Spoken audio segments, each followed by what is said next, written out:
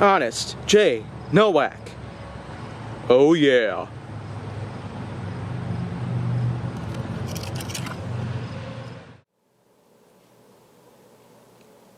A pleasure to meet y'all at last, and welcome back to HJN and Flying with the Foam. So, today, I'm simply going to be taking a break from a lot of the big, crazy parts about HJN Flying with the Foam that I've basically been taking on for a while now. And instead, I'm just simply going to make it a bit more simple for a little bit. Because, starting with today's episode, this is in fact, well, another Alpha Strike series blaster out there, but I will say that they have actually tried to make a lot of things better. Because the Alpha Strike series, albeit, has its own qualities and feel of it being a much cheaper side of the series. This is what you'd probably call the Hammer Storm, but no, this is the Harpy. Harpy with 8 barrels and also 8 holes below it. And I can tell you right now that this thing is really jacked. Aside from there being 16 total spots for darts, and with the option that you can use 2 tactical rails here to put some extras on there, or you can put them together with different accessories. The Harpy really does do a lot of things differently for the Alpha Strike series in the hopes of redeeming it for the better. Because first of all, for those of you who are very familiar with the Hammer Shot, For Victory, Negotiator, Persuader, you'd probably recognize that this is in fact hammer action. And the Harpy really does deliver on that.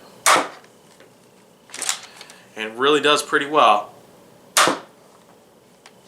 But might I add really quickly that this thing is quite bulky for what it is.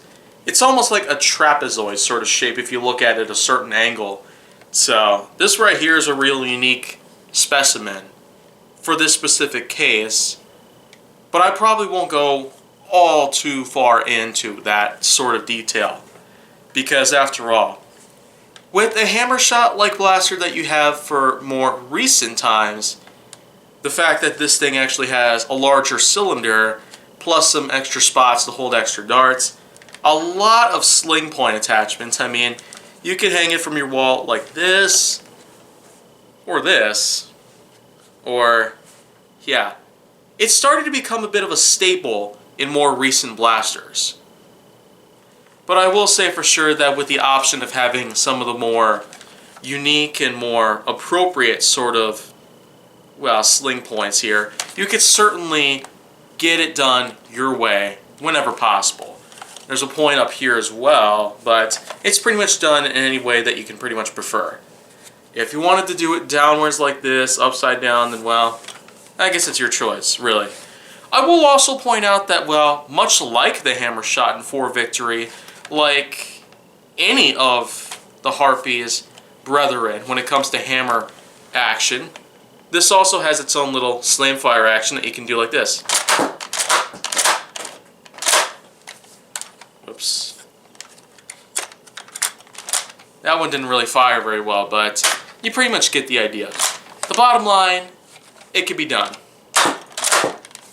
So, that's pretty much all that good stuff right there. And honestly, this is a pretty good way of redeeming the Alpha Strike series after a lot of faults have come around because of the cheapness and build quality and construction that Nerf has been desperately trying to do to attempt to compete against their own competitors with the cheapness that they can utilize. And they did spend quite a lot of time not putting it all together the way they should have the first time around. But you know what? It's never too late to do anything about it. The fact that the Alpha Strike series started not even 2 years ago, it certainly is a unique way of getting us to a hopefully bright future generation. So this way, Ys and Zs can start thriving around when they're all grown up and pretty much perform the best sort of playability that they can possibly get with these new blasters. because of the way that they perform, it's certainly done pretty well.